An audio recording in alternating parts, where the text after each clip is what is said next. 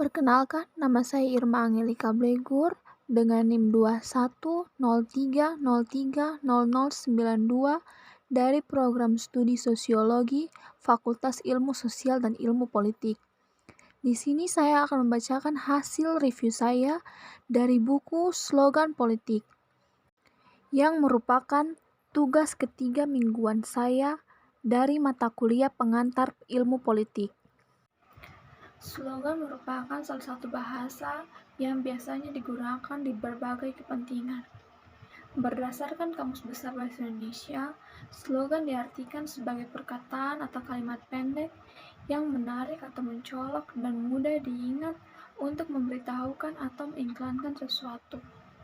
Selain itu, slogan juga sering digunakan untuk menjelaskan tujuan suatu ideologi dari golongan, organisasi, dan partai politik dan sebagainya. Selain itu, slogan juga sering digunakan untuk menjelaskan tujuan suatu ideologi dari golongan, organisasi, partai politik, dan sebagainya. Selanjutnya adalah pengertian dari politik.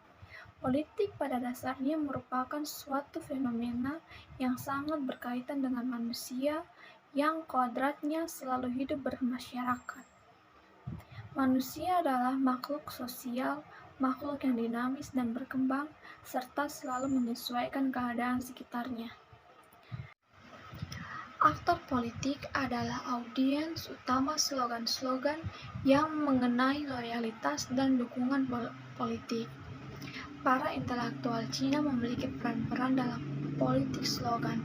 Bagian ini mencoba menganalisis peran komunitas intelektual Tionghoa dan bagaimana mereka berpartisipasi dalam diskusi kebijakan.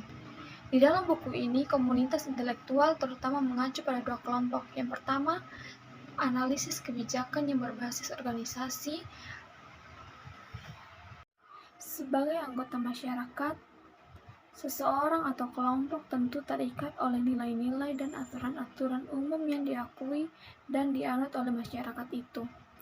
Oleh karena itu, politik akan selalu mewujudkan dirinya dalam rangka proses perkembangan manusia. Dalam hal ini, maka manusia adalah inti dari utama realitas politik. Apapun alasannya, pengamatan atau analisis politik tidak dapat begitu saja meninggalkan manusia. Itu menunjukkan bahwa hakikatnya politik adalah perilaku manusia, baik berupa aktivitas ataupun sikap yang bertujuan mempengaruhi atau mempertahankan tataan sebuah masyarakat dengan menggunakan kekuasaan. Penyelenggaraan kekuasaan dalam buku ini, slogan merujuk pada frasa politik pendek dan mencolok yang digunakan sebagai sarana untuk memusatkan perhatian dan mendorong untuk bertindak. Penggunaan slogan politik memiliki sejarah panjang di China. Buku ini berpendapat bahwa slogan politik tidak sepenuhnya kosong atau retoris, tetapi memiliki beberapa fungsi utama dalam komunikasi politik. Yang pertama, deklarasi minat, dan yang kedua, penegasan kekuasaan dan ujian dukungan domestik dan internasional. Yang ketiga adalah propaganda negara sebagai sarana dan persuasi massa. Yang keempat adalah seruan untuk dukungan intelektual. Fungsi utama dari konsep kebijakan luar negeri adalah sebagai slogan untuk menyatakan niat untuk menarik perhatian dan dorongan untuk bertindak. Banyak analisis internasional berfokus pada bagian ini dan cenderung menafsirkan alasan strategis konsep-konsep Cina tersebut secara berlebihan, menganggapnya sebagai rencana strategis yang koheren dan dipikirkan secara matang. Namun, sifat slogan memutuskan bahwa itu adalah frasa politik yang pendek dan dengan demikian merupakan gagasan-gagasan yang luas dan kabur. Politik slogan terkadang mengandung komponen pengujian loyalitas dan dengan demikian keterkaitan dengan politik slogan terkadang mengandung komponen pengujian loyalitas dan demikian kebijakan luar negeri sebagian menghadap keluar. Dalam hal ini, respon aktor domestik terhadap slogan ini tidak hanya mempresentasikan tanggapan mereka terhadap visi tersebut, tapi juga dukungan politik dalam hal tersebut. Ketika slogan kritis diajukan oleh pemimpin puncak, itu tidak hanya menandakan visinya, tetapi juga mengharapkan untuk membangun otoritas pribadinya. Misalnya dalam beberapa tahun pertama ketika seorang pemimpin baru mengambil alih kekuasaan, ia memperkenalkan slogan-slogan baru untuk menandakan visi kepemimpinannya sendiri. Ia mewakili sikap berjalan keluar dari bayang-bayang para pendahulunya, dengan demikian menegaskan kekuasaannya. Dalam hal ini, respon aktor domestik terhadap slogan ini tidak hanya mempresentasikan tanggapan mereka terhadap visi tersebut, tetapi juga dukungan politik terhadap hal tersebut. Pemimpin mengharapkan aktor domestik untuk menggunakan slogannya dalam bentuk tertulis dan bisa untuk menunjukkan kesetiaan mereka.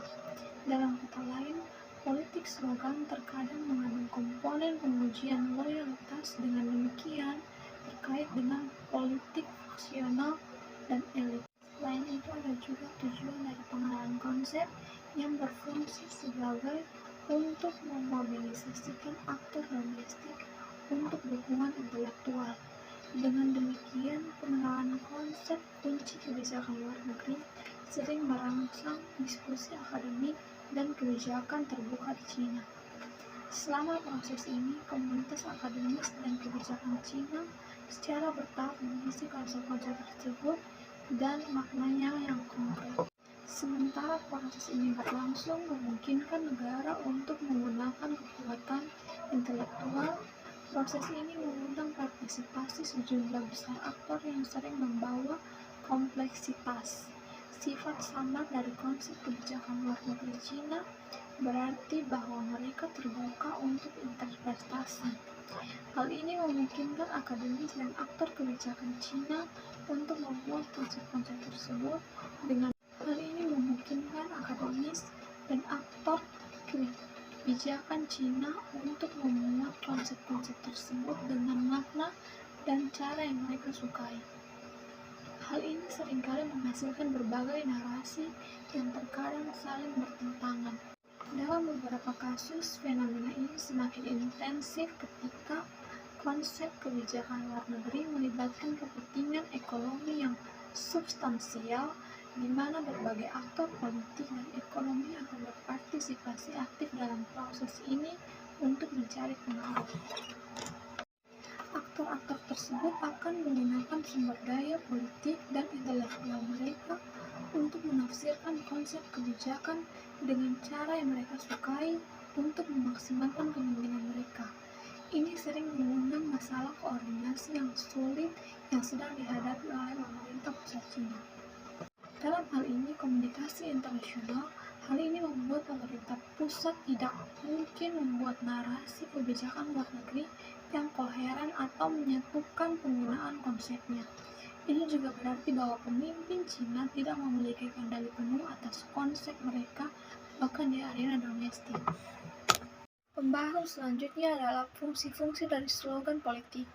Slogan politik adalah untuk menyampaikan informasi dan mendorong tindakan. Ketika para pemimpin Tiongkok mengajukan slogan, mereka mengharapkan aktor lokal dan subnasional untuk secara aktif mengembangkan slogan ini dan bertindak sesuai. Tingkat tanggapan dan tindakan yang dapat didorongnya tidak hanya bergantung pada popularitas informasi ini, tetapi juga kekuatan pemilik slogan.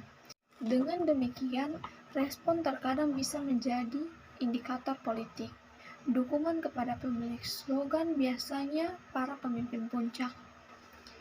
Misalnya ketika menyangkut slogan-slogan kritis yang terkait dengan otoritas pribadi para pemimpin, politik slogan terkait erat dengan loyalitas politik dan kredensial pemimpin. Dengan demikian, respon terkadang bisa menjadi indikator politik. Dukungan kepada pemilik slogan biasanya para pemimpin puncak. Misalnya ketika menyangkut slogan-slogan yang kritis yang terkait dengan otoritas pribadi para pemimpin. Dalam buku ini, komunitas intelektual terutama mengacu pada dua kelompok, yaitu yang pertama, analisis kebijakan yang berbasis organisasi pemerintah yang berfasilitasi dengan negara. Dan yang kedua, akademis universitas. Garis antara dua kelompok ini tidak sepenuhnya jelas karena beberapa akademis universitas mungkin memiliki peran formal dan informal dalam organisasi pemerintah. Yang selanjutnya, dasar politik slogan. Seperti pembahasan sebelumnya, fungsi kunci dari slogan kebijakan adalah memobilisasi intelektual Cina untuk mendapatkan dukungan. Para cendekiawan Cina jelas diharapkan mencurahkan kekuatan intelektual mereka untuk mengembangkan konsep-konsep tersebut menjadi pedoman kebijakan yang lebih konkret. Mereka didorong untuk melakukan penelitian yang relevan dan dengan demikian membantu untuk mengurangi dan mengembangkan konsep. Jelas kekuatan intelektual berguna untuk menginformasikan pembuatan kebijakan Cina dan demikian meningkatkan pengambilan keputusan.